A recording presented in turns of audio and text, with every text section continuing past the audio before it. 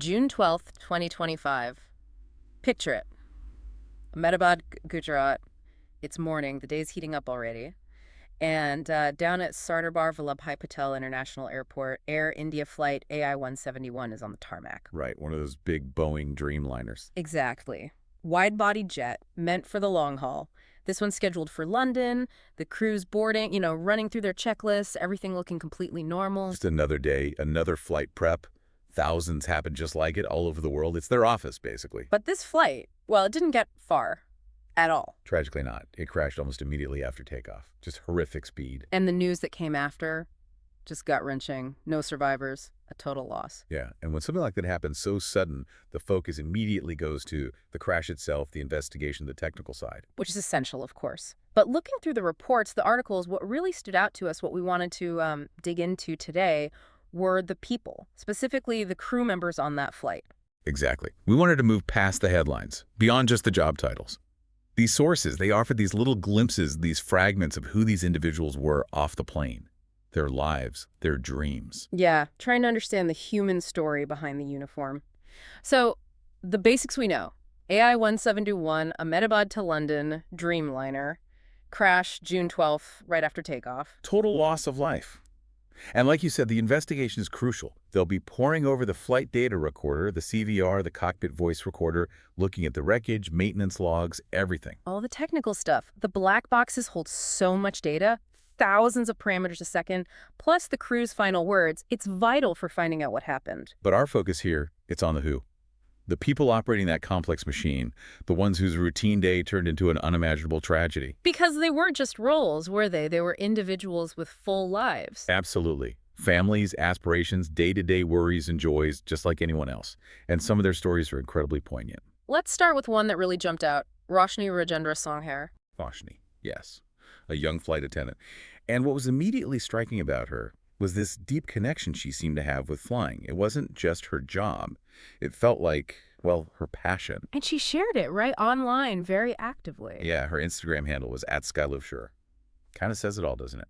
It really does. And she wasn't just casually posting. She had, what, around 60,000 followers? Something like that, yeah. A significant following. And her posts, they were beautiful, often featuring her in the Air India sari against these amazing backdrops of airports, planes, the sky. It was like a visual diary of her love for aviation. And where did she come from? Not a big city originally? No, she hailed from Dombivli, which is the suburb near Mumbai. And this is important because her visibility, her success, it apparently meant a lot back home. How so? Well, she was seen as this like beacon of hope, especially for young girls in her village. Seeing someone from their community literally reaching for the skies, achieving this kind of career. Yeah. It showed them what was possible. That's powerful. It adds another layer entirely. It does. And then the personal detail that just stops you in your tracks. She was planning her wedding. Oh, no. Yeah, later this year, 2025. This was supposed to be that year for her. A huge personal milestone. God, that's heartbreaking. Suddenly, this vibrant online presence, the symbol of hope, this future bride, it all just stops. Instantly. And her Instagram page, which was all about life and aspiration, it transformed overnight, became this space for collective grief. Messages pouring in from followers, from strangers, alongside the absolute devastation for her family and fiancé. It shows how interconnected things are now, doesn't it? A personal tragedy echoing across the digital world almost immediately. Definitely. She was clearly more than just her job title. A real dreamer with real plans cut short. And she wasn't the only one with a story that had these unexpected dimensions. Think about the first officer, Clive Kunder. Right, Clive Kunder. His story had a connection that probably surprised a lot of people. The Bollywood connection. Exactly. It turns out he was the cousin of Vikrant Massey, the actor. Wow, I didn't realize that initially. Yeah, Massey himself confirmed it publicly, shared his grief, talked about losing his cousin, his uncle Clifford Kunder's son. It really brought the personal loss home to a wider audience. It underscores how these tragedies touch lives across different worlds. And thinking about Clive's role, first officer, that's not just being a co-pilot, is it? Not at all. Yeah. It's a position of immense responsibility. You need incredible skill, Discipline, the ability to stay calm under intense pressure. They're fully qualified pilots working in tandem with the captain, managing incredibly complex systems. Years of training, constant checks, making split-second decisions. Absolutely. It demands precision and focus. Clive was operating at that high professional level, Yeah. and yet he had this whole other family connection, this other world his life touched. These glimpses really paint a fuller picture, like another crew member, Deepak Pathak. Deepak Pathak, his story felt very grounded, very rooted in family. He was experienced, right? Been with Air India for a while. Over 11 years. So, yeah, this wasn't new to him. He knew the routine, the lifestyle, the demands of the job inside out, based in Badlapur. But the detail about him that really resonated, it was this ritual he had. The phone call, Yes. Before every single flight, without fail, he called home. including that last flight, June 12th. He called his mother, just said, "Good morning." Good morning. That small, consistent act of connection, it says so much about him, doesn't it? It really does. About his priorities, his devotion to his family. And then you think about the aftermath. His family, hearing the news, desperately calling his And phone. it just kept ringing. Yeah, that agonizing period of false hope. Holding on to that sound, praying it meant he wasn't on board, that there was some mistake, until the confirmation came.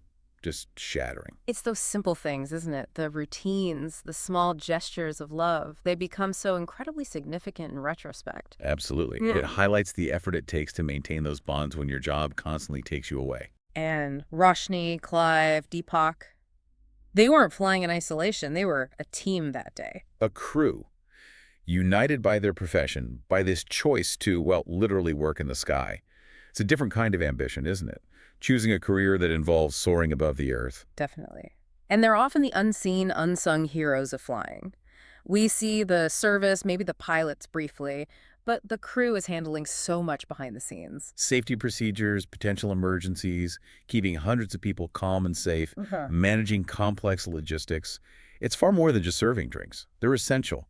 The glue holding the operation together. There's such a contrast between the passenger experience, sitting back, watching a movie, and their reality, which involves constant vigilance, technical know-how, quick thinking. And when something goes wrong, that hidden reality is thrown into the spotlight in the worst possible way. The impact just spreads. We saw that play out online, didn't we? Social media almost instantly reflecting the shock and grief. Oh, definitely. Instagram X. Yeah. They became these impromptu memorials. You mentioned Roshni's page getting flooded with tributes. Yeah, and Vikrant Massey's post about Clive reached so many people. Hashtags like hashtag AI171 and hashtag Air India were trending everywhere.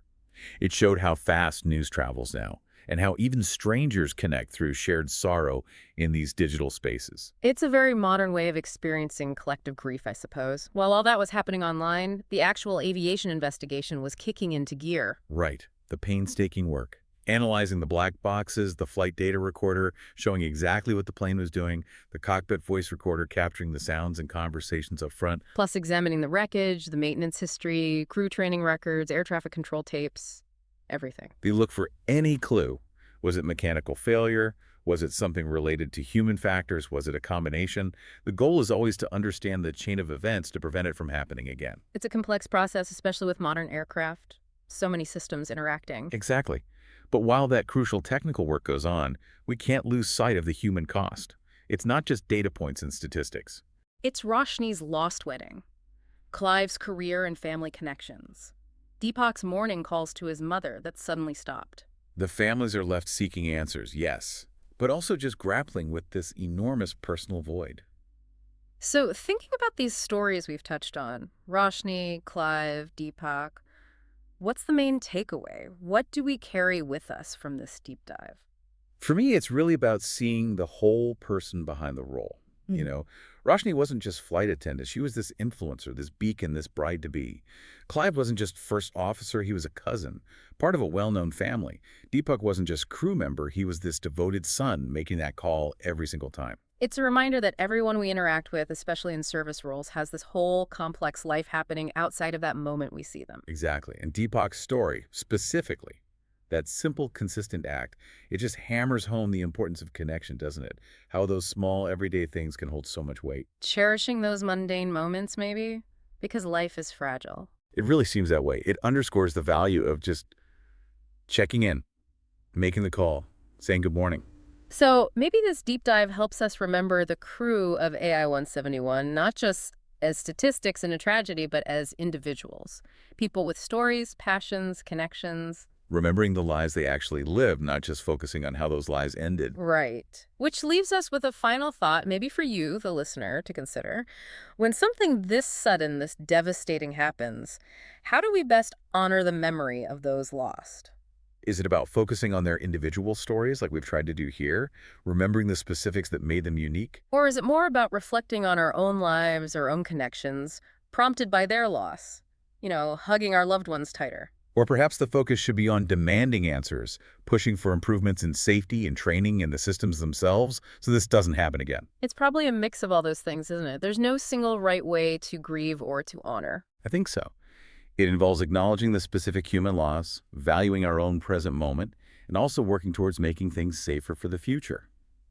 The ripples from this single event, from Badlapur to Bollywood, from Instagram feeds to the NTSB investigators, they show just how interconnected we all really are. A powerful, sobering thought to end on. Thank you for joining us for this deep dive into these very human stories behind the headlines.